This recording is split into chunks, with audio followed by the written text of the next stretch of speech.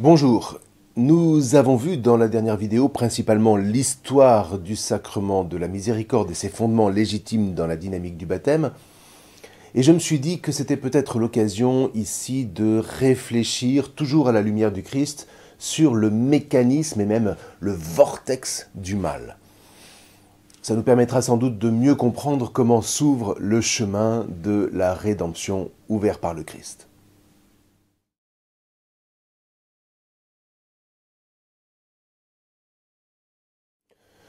Pour comprendre le vortex du mal, partons d'un cas imaginaire.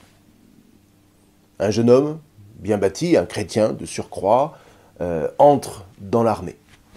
Appelons-le Alexandre.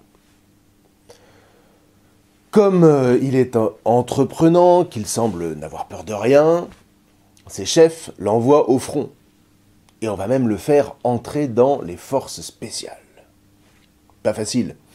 Surtout qu'à un moment, voilà qu'on va le mettre en situation de faire parler un ennemi pour la raison que si cet ennemi révèle ce qu'il sait, on pourra sauver des milliers d'innocents. Quel dilemme! Vous voyez, jusque-là, Alexandre, en bon chrétien, s'est donné par générosité, par foi, par fougue même. Mais voilà qu'à présent, il ne s'agit plus de ça. Il s'agit de tirer des renseignements de la part d'un homme qu'il va sans doute falloir, pour ça, torturer. Alors Alexandre, au début, dit non. Sauf que la pression monte. Si tu ne le fais pas, des milliers de gens vont mourir. Alors débrouille-toi comme tu veux, mais fais-le parler. Vous imaginez? Et là, je ne suis pas en train de dire que c'est simple. Moi, je suis simplement tranquillement assis, en train d'expliquer un cas moral devant une caméra. Mais qu'est-ce que je ferais à sa place? Non, c'est strictement rien. Donc, je me garde bien ici de juger Alexandre dont l'estomac est en train de se tordre à ce moment précis. Comprenons bien ce qui va se passer dans un instant. C'est un peu comme dans les laboratoires d'expérimentation biochimique protégés par des sas de dépression. Vous voyez, le sas s'ouvre, mais l'air ne peut que rentrer dans le laboratoire grâce à la dépression précisément qui a été créée à l'intérieur.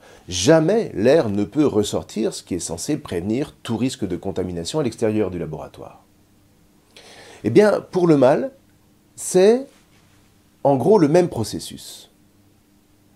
Je commets un mal, je franchis le sas. Mais une fois franchi, eh bien, je ne peux pas le passer dans l'autre sens. On aimerait parfois revenir en arrière comme si rien ne s'était passé, mais non, ça s'est passé. Et on ne peut pas revenir en arrière. Alors ceci dit, revenons à Alexandre. L'ennemi refuse toujours de parler. Alexandre commence alors à crier sur lui, sans plus de résultats. Alors Alexandre n'en peut plus, il pense à tous les innocents qui vont mourir, il transpire, il s'énerve et soudain, bang, le coup part. Et il fracasse la figure de son ennemi. Et il regarde ses mains, et il s'aperçoit qu'elles sont maculées de sang. Il a franchi le sas, et c'est insupportable pour Alexandre. Ben oui, c'est insupportable, voyez. Faire le mal est insupportable à l'homme, et c'est sans doute ce qui subsiste de cette ressemblance avec Dieu que le péché n'a pas pu faire disparaître. Voyez ici, la règle est absolument universelle. Personne, ni vous ni moi, ne peut faire le mal pour le mal. Regardez, si je vous dis, allez, craquez maintenant une allumette et mettez le feu à votre maison, comme ça, pour rien, librement, vous ne le ferez évidemment pas. Maintenant, si vous avez un gros problème d'argent et que toucher l'assurance sauverait votre situation, sans doute que vous ne le ferez pas non plus. Mais au moins pendant 1/10 de seconde, vous aurez dû peser le pour et le contre. Pourquoi? Parce que derrière ce mal, s'est présenté un bien qui valide la possibilité d'un acte mauvais. Un moindre mal, comme on dit, ou plus perfidement encore, un dommage collatéral. Dit autrement, pour que le mal paraisse, il faut que je vise un bien. et que je me coule dans l'adage qui veut que la fin justifie les moyens. Ah oui? Et depuis quand? Eh bien depuis que l'homme est pécheur et qu'il s'autorise à commettre le mal quand c'est en vue d'un soi-disant bien qu'il convoite. Alors, revenons maintenant à notre Alexandre qui vient de frapper son ennemi. Impossible de vivre avec ce sang sur les mains sans raison. Du coup, le seul moyen qui se présente à Alexandre pour s'en tirer, c'est de se dire « un bien va en sortir, on peut sauver des milliers de gens ». Et hop, les portes du sas se referment sur lui, la violence a trouvé sa légitimation, Alexandre peut dormir plus ou moins en paix. Sauf qu'en réalité, c'est pas fini. Parce que l'ennemi, malgré le premier coup, ne parle toujours pas. Néanmoins, Alexandre, lui, a franchi le sas. Il a déterminé quel bien il visait. Et donc, il hésitera beaucoup moins à donner le deuxième coup, puis le troisième, voire à passer à des choses encore moins avouables, au nom du bien, toujours, qui consiste à sauver les populations. Et là, que va devenir Alexandre ? Sans doute se dira-t-il toute sa vie qu'il a accompli son devoir, qu'il a sauvé son pays, ses compatriotes, ingénus, qu'il autorise ainsi à vivre en pensant que la paix dans laquelle il baigne est juste naturelle. Mais surtout, il s'interdira autant que faire se peut de se rappeler les visages de ceux qui l'aura supplicié. Il se blindera, comme on dit. Alors là encore une fois, je n'ai pas la solution, mais comprenons bien que nous sommes tous, à des degrés divers, embrigadés dans ce même vortex du mal dont nul ne peut plus s'extirper par ses seules forces. On se laisse tous prendre au piège. On convoite un bien et on est prêt à tout pour l'avoir. Alors au début c'est pas grave, pense-t-on. Sauf que en franchissant insensiblement les sas, l'un après l'autre, sans jamais se le dire, en perdant même la conscience au bout d'un moment de ces sas franchis, eh bien le vortex s'installe, comme une toute petite tornade qui, au début, s'amuse gentiment à faire tourbillonner les buissons secs. Vous voyez, tous ces petits agacements qui deviennent de plus en plus nombreux, et puis les jurons, et puis les insultes, et puis enfin le meurtre, sous quelque forme que ce soit. Une petite tornade donc qui va nécessairement grossir jusqu'à finir par tout emporter sur son passage. Eh bien, voyez, pour éviter que le vortex du mal ne se transforme en cyclone, le sacrement de la miséricorde reçu régulièrement sert précisément à désarmer ce vortex, tant qu'il ne s'est pas encore transformé en tornade.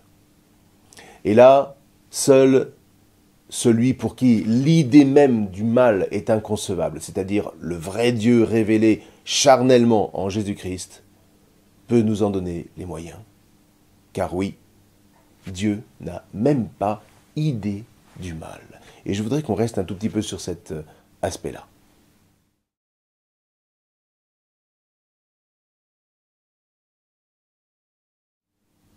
Redisons-le, l'homme est pécheur, mais il garde en lui l'image de Dieu pour qui l'idée même du mal est inconcevable. Le père Jean-Miguel Garrigue a écrit en 1982 un petit livre absolument remarquable sur la question, régulièrement réédité d'ailleurs jusqu'à aujourd'hui. Dieu sans idée du mal. Le problème, c'est que le péché a rendu concevable en l'homme le mal. Ce que le chapitre 3 de la Genèse cible remarquablement. Ne mange pas du fruit de l'arbre de la connaissance du bien et du mal, avait dit Dieu. Or, en hébreu, ce « et » a valeur de lien. Il ne s'agit pas de l'arbre de la connaissance du bien ou du mal, mais du bien et du mal, c'est-à-dire du bien par le mal, du mal légitimé par un bien. Enfin bon, tournez-le comme vous voulez. Mais le résultat, c'est la mort. Alors comment s'en sortir ? Eh bien en suivant celui qui nous a révélé charnellement le Dieu sans idée du mal, à savoir Jésus. Intellectuellement, ça n'aurait servi à rien. Il a révélé ce Dieu miséricordieux charnellement, c'est-à-dire dans sa passion et dans sa résurrection. Il a rouvert le chemin du bien sans le mal. Il en a payé le prix, il nous a rachetés en tant que notre frère et notre Goël. Il est notre Rédempteur. Mais il n'a même pas conçu le mal. Il a refusé de rendre le mal pour le mal, d'ajouter du mal au mal. Résultat, lui qui est entré dans le mal qui fait mal, dans le mal meurtrier, lui qui est entré résolument et librement dans la mort, causée par le mal de l'injustice, lui qui n'a néanmoins jamais donné prise à cette mort, dans la mesure où il a toujours refusé d'accomplir le mal, eh bien, la mort n'a pas su le garder. Et ce faisant, comme l'écrit saint Pierre, il nous a montré le chemin. C'est une grâce de supporter par motif de conscience devant Dieu des tristesses que l'on souffre injustement. En effet, si vous supportez des coups pour avoir commis une faute, quel honneur en attendre. Mais si vous supportez la souffrance pour avoir fait le bien, c'est une grâce aux yeux de Dieu. C'est bien à cela que vous avez été appelés, car c'est pour vous que le Christ, lui aussi, a souffert. C'est-à-dire, pour reprendre les termes de Simone Weil, c'est pour nous qu'il a choisi de transformer sa douleur en souffrance offerte à son Père, plutôt qu'en violence contre nous, contre les pécheurs. Une violence d'ailleurs dont il n'aurait rien pu offrir au Père, puisqu'il se serait lui-même fait justice en ajoutant du mal au mal. Il vous a laissé un modèle afin que vous marchiez sur ses traces. Lui n'a pas commis de péché. Dans sa bouche, on n'a pas trouvé de mensonge. Insulté, il ne rendait pas l'insulte. Dans la souffrance, il ne menaçait pas, mais il se livrait à celui qui juge avec justice. Lui-même a porté nos péchés dans son corps sur le bois, afin que, morts à nos péchés, nous vivions pour la justice. Par ces blessures, nous sommes guéris, car vous étiez comme des brebis égarées, mais maintenant, vous êtes retournés vers votre berger, le gardien de vos âmes. C'est dans la première lettre de saint Pierre, au chapitre 2. Alors c'est sûr qu'un tel discours hors de la pensée référée au Christ est choquant, mais il n'empêche. Le chemin est là, et c'est un chemin de résurrection avec le Christ. Du coup, à nous de choisir, ou non, de suivre le Christ qui est le chemin, la vérité et la vie, comme il est dit au chapitre 14 de l'Évangile selon saint Jean. À nous de suivre, ou non, le Christ qui est le chemin de la vérité, parce que ce chemin mène charnellement à la vie éternelle, à la vie de Dieu qui, lui, est sans idée du mal. Dit encore autrement, à nous de choisir si nous voulons ou non passer de l'arbre de la connaissance du bien et du mal, l'arbre qui légitime le mal au nom d'un bien qu'on convoite, l'arbre de la fin qui justifie les moyens.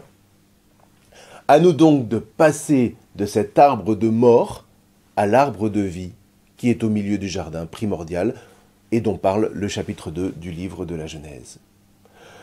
L'arbre de vie qui refusera toujours de légitimer un mal pour quelque bien attendu que ce soit. Et là, évidemment, c'est sûr qu'on change de société, qu'on change la société en la faisant passer de la loi du plus fort à la loi de la charité. Alors maintenant, concrètement, comment fait-on? Eh bien, on écoute l'enseignement du Christ, évidemment.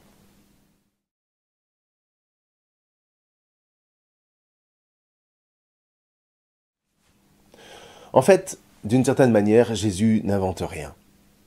Il s'inscrit dans la logique rabbinique de son temps, dans la logique de la Torah, qui peut paraître un peu déconcertante à première vue, mais qui mérite quand même d'être entendue.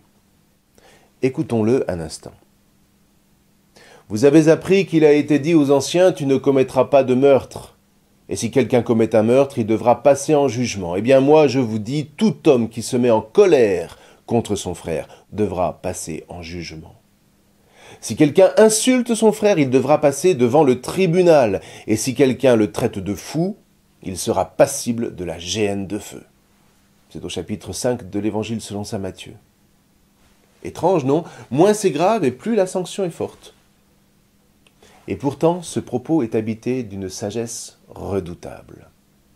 Ce que dit Jésus, c'est tout simplement que pour ne pas commettre de meurtre, il faut se préserver du chemin qui y mène. C'est ce que les rabbins appellent les couronnes ou les haies de protection. Le danger, c'est que nous sommes pécheurs, donc tous meurtriers en puissance. Or, ce qui constitue l'étape la plus grave de ce chemin, c'est le premier pas qui y mène et auquel on n'a pas veillé, qui consiste tout simplement à traiter l'autre de fou.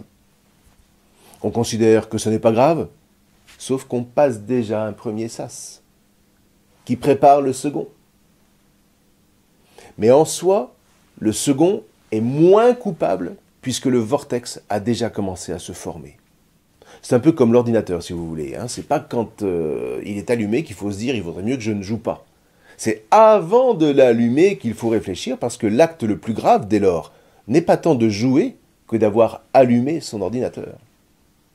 Et bien là, vous voyez, c'est la même chose. On commence par traiter l'autre de fou, et puis ensuite on en vient à l'insulter, et puis à ne plus le supporter et à légitimer sa colère contre lui. Et une fois que la colère est devenue de la fureur, le meurtre n'est pas loin. Non pas qu'on le veuille forcément, mais dans un coup de sang. Si un instrument se trouve à ma portée, rien ne dit que je ne vais pas m'en servir comme d'une arme. Or, d'où est-ce que tout est parti? Du manque de vigilance au tout début où j'ai traité mon frère ou ma sœur de fou. Et puis, encore une fois, j'ai laissé commencer à sortir des jurons. Pas si grave, se dit-on. Et puis. Et ça, vous voyez, c'est très concret. Pourquoi, dans le fond, est-ce qu'on apprend aux enfants à ne pas jurer? Simplement parce que ça n'est pas poli? Non. Parce que, dans leur sagesse, nos anciens ont compris que là était le premier pas vers le meurtre, sous quelque forme que ce soit. L'homme, laissé à ses pulsions, est un loup pour l'homme. Ne l'oublions jamais. Toujours est-il que nous avons beau tenter de nous protéger de ce vortex par des haies qu'on pourrait appeler les haies de la charité, il serait quand même présomptueux de croire qu'on ne les franchira jamais. Toute la question devient alors, comme pour Alexandre, vous vous souvenez, qui un jour ou l'autre devra bien libérer dans sa mémoire les figures de ceux qui l'aura torturé, toute la question devient donc comment réparer? Comment réparer un mal commis? Et c'est là qu'intervient la miséricorde à laquelle on ne peut puiser qu'en Dieu. Qu'est-ce que vous voulez? La société, elle, ne peut que juger les actes, soit en considérant qu'il y a un secret défense, un intérêt supérieur de la nation qui va légitimer la loi du secret, soit en condamnant le bourreau à la prison à vue, voire en le condamnant à mort. Mais comme on l'a déjà dit, on demande à un juge d'être juste, on ne lui demande pas d'être miséricordieux. Et c'est là que Dieu, précisément, ouvre un chemin que nul homme ne sait ouvrir pour lui-même et par lui-même, à savoir le chemin du pardon par lequel paraît la miséricorde. Imaginons qu'Alexandre, toujours lui, au nom de sa foi en Christ, se réveille un jour assailli par les visages de tous ceux qu'il a suppliciés. Toujours tenu au secret d'état absolu, comment va-t-il faire? Là, vous voyez, soit il devient fou parce que le mal qu'il a commis est insupportable, on l'a déjà dit, soit le chemin du pardon s'ouvre à lui qui n'a rien de complaisant, mais qui pourtant ouvre la porte d'un avenir là où toutes les lois humaines, elles, ne peuvent que la lui fermer. Pour ne pas grever l'avenir, donc, le pardon est toujours nécessaire, à commencer par le pardon de tous ceux que notre mal a touchés. Sauf que, dans le cas d'Alexandre, pour en rester à lui, la chose est impossible parce que ses victimes sont mortes, et de toute façon, son obligation au secret empêche même de demander pardon à leur famille. Alors le Christ se présente. Vous vous souvenez, dans son refus absolu de rendre le mal pour le mal, il a fait, plus que n'importe qui dans l'histoire des hommes, l'expérience de la douleur infinie du mal qui fait mal. Il a rejoint toutes les victimes de l'histoire. Mieux, il porte la douleur de toutes ces victimes de l'injustice pécheresse et meurtrière des sociétés qui légitiment les pires moyens pour atteindre leur fin. Raison pour laquelle Jésus se présente comme celui vers qui Alexandre, tout coupable qu'il soit, peut se tourner pour qu'un chemin de vie s'ouvre néanmoins pour lui.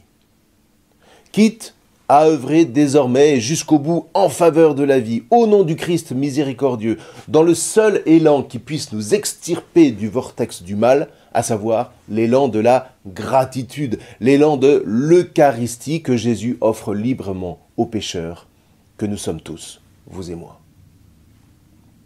Voyez, ce faisant, Jésus nous signifie que nous avons, redisons-le encore, toujours et nécessairement besoin d'un autre pour sortir du vortex du mal meurtrier, pour ne pas rester prisonnier de cette dynamique du mal qui nous tire inexorablement vers le bas dès qu'on en a franchi le sas.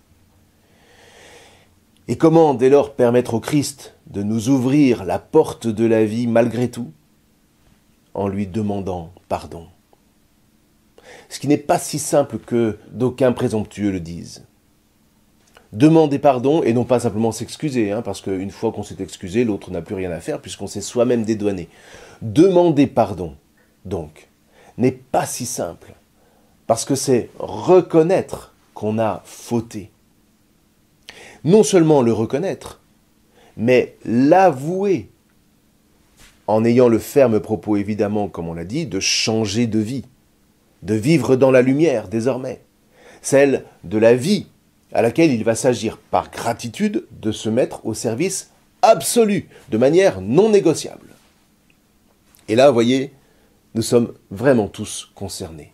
Sans aller jusqu'à l'horreur qu'a traversé Alexandre, quand je me surprends, par exemple, à considérer un collègue avec mépris, ou ma femme, ou mon mari, mes enfants, que sais-je, si j'ai compris le mouvement, je n'attends pas d'en être arrivé à la tentation de meurtre pour me confesser. J'avoue nommément, c'est-à-dire que je nomme la personne incriminée, j'avoue donc nommément ma faiblesse dès ses premiers signes. Et je m'aperçois dès lors que le sacrement est efficace. Parce que quand je croise à nouveau la personne que j'ai nommée dans le secret du sacrement de la miséricorde, que j'ai présentée à Jésus comme ma victime potentielle, quand, après cette confession donc, je la croise à nouveau, eh bien, je ne la regarde plus de la même manière. Le Christ est passé par là, et je vis à nouveau de l'Esprit Saint que j'ai reçu au baptême. Au lieu de me laisser aller à donner la mort, je choisis de donner la vie, de donner ma vie, d'aimer de charité. Et s'ouvre alors un chemin que seul, je ne serais jamais parvenu à envisager. Tout ça grâce à quelques minutes consacrées à se laisser toucher par la miséricorde et avoir entendu des mots que nul ne peut se dire à soi-même et qu'il ne suffit pas d'imaginer que Dieu nous dise intérieurement. Nous avons besoin de les entendre charnellement. Au nom du Père, du Fils et du Saint-Esprit, je te pardonne tous tes péchés. L'aveu plus le pardon. Voilà l'arme contre le péché que les sociétés athées ne pourront jamais se procurer ni se fabriquer.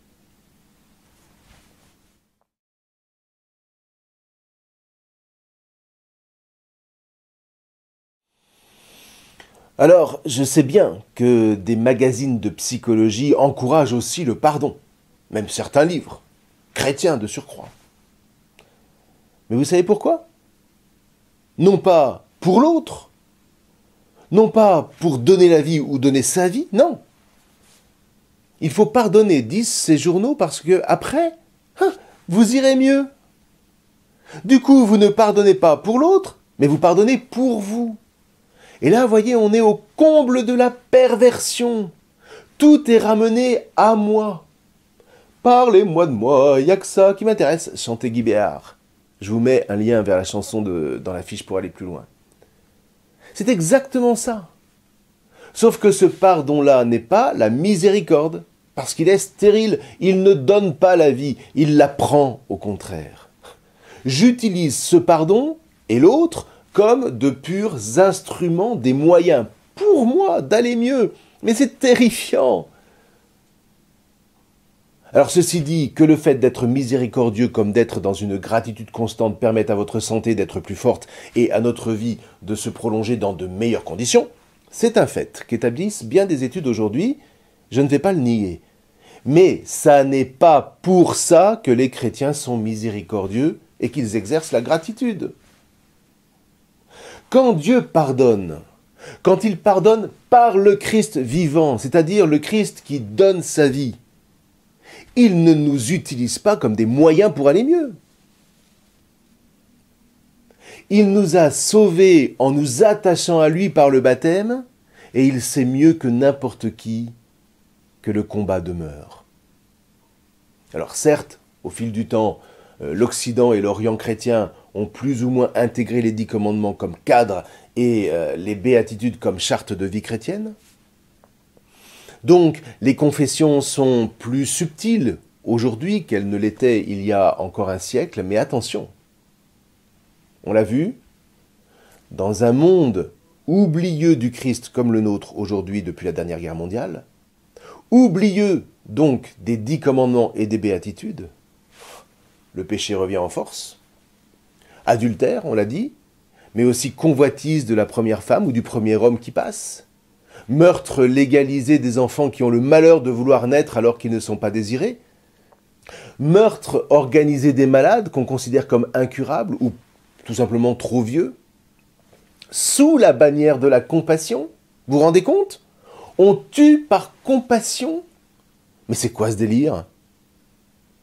Vous voyez, je vous mets dans la fiche pour aller plus loin la réponse très belle d'une jeune fille atteinte de trisomie 21 à un haut fonctionnaire, encore eux, de l'ONU, qui, sans fausse honte, prône l'obligation légale d'avorter aux femmes porteuses de tels enfants, obligation évidemment à imposer à tous les pays du globe.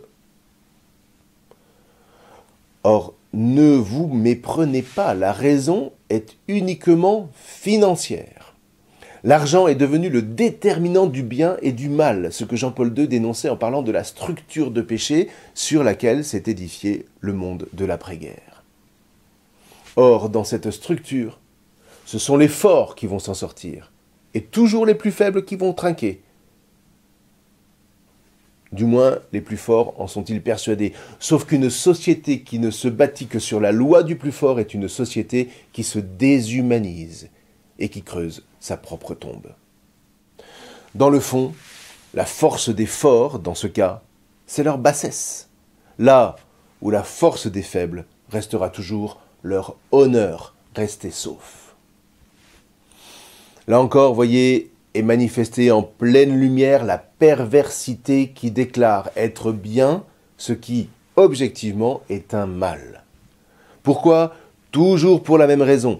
Personne ne sait faire le mal pour le mal. Donc, pour faire le mal, il faut toujours déterminer le bien qui tente de le légitimer fallacieusement.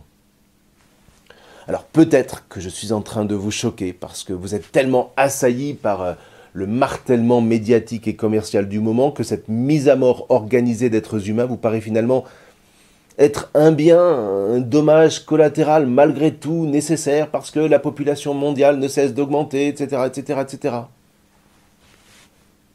Mais revenez au Christ et revenez à ses paroles.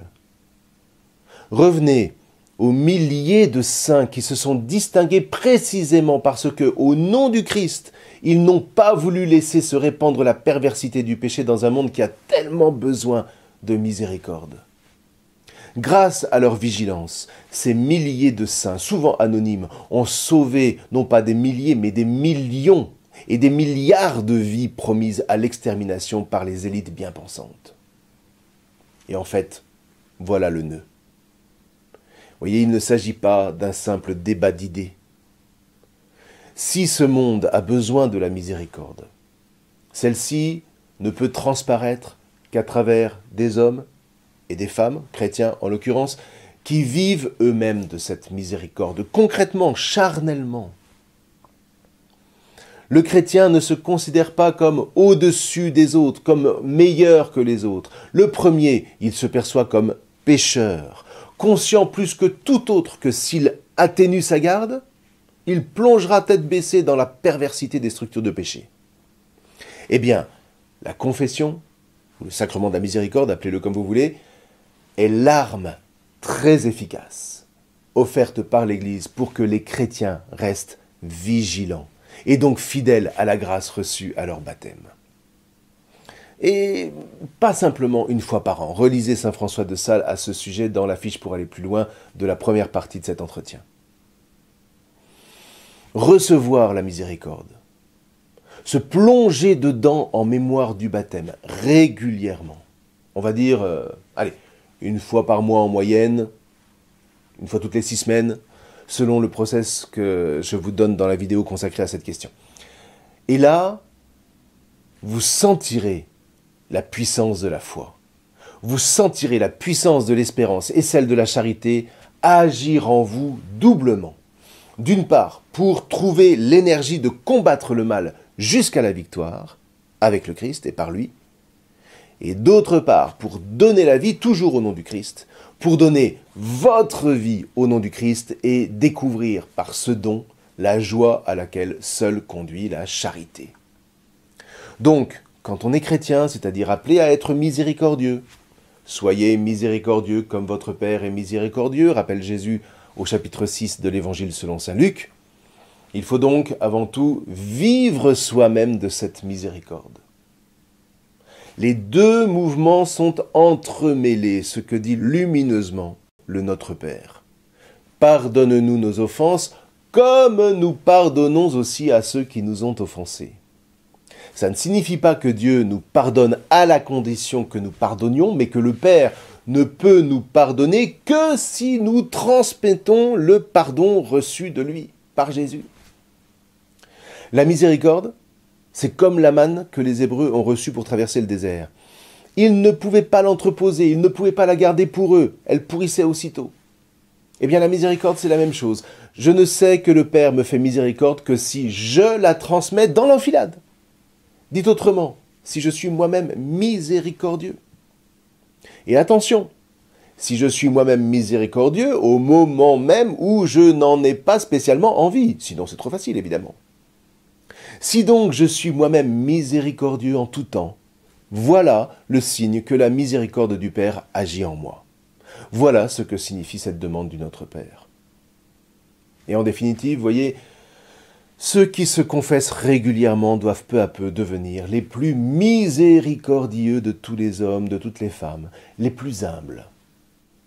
Mais paradoxalement, voilà que cette miséricorde et cette humilité partagées au nom du Christ vont les rendre plus puissants que jamais, pour faire surgir la vie, pour faire surgir la résurrection dans un monde que seul préside la loi du plus fort, notamment avec l'argent diabolique, c'est-à-dire l'argent que précisément ces forts refusent de partager. Vous voyez, l'abbé Pierre avait cette magnifique formule, le contraire de la misère, ce n'est pas la richesse, le contraire de la misère, c'est le partage. Eh bien, Dieu, par le Christ, voyez, nous sauve de notre misère en nous partageant la richesse de sa miséricorde pour qu'à notre tour, en nous rendant disponibles explicitement à cette miséricorde à travers la pratique régulière du sacrement de confession, nous partagions cette richesse inépuisable. Quant à ceux qui pensent encore que c'est, entre guillemets, trop facile, vous voyez, on entend souvent cet argument, hein, trop facile, on a fait du mal et puis ensuite on va aller demander pardon. Eh bien précisément, si c'est trop facile, qu'ils expérimentent ce sacrement. Et ils verront bien si c'est facile. Enfin voilà, voilà pour ce qu'on peut dire du sacrement de la miséricorde. La prochaine fois, nous verrons un autre sacrement essentiel, le mariage. Mais d'ici là, eh bien, il me semble que vous avez encore une fois pas mal de grains à moudre avec votre accompagnateur. Que le Christ Jésus vous garde dans sa bénédiction. Je vous remercie.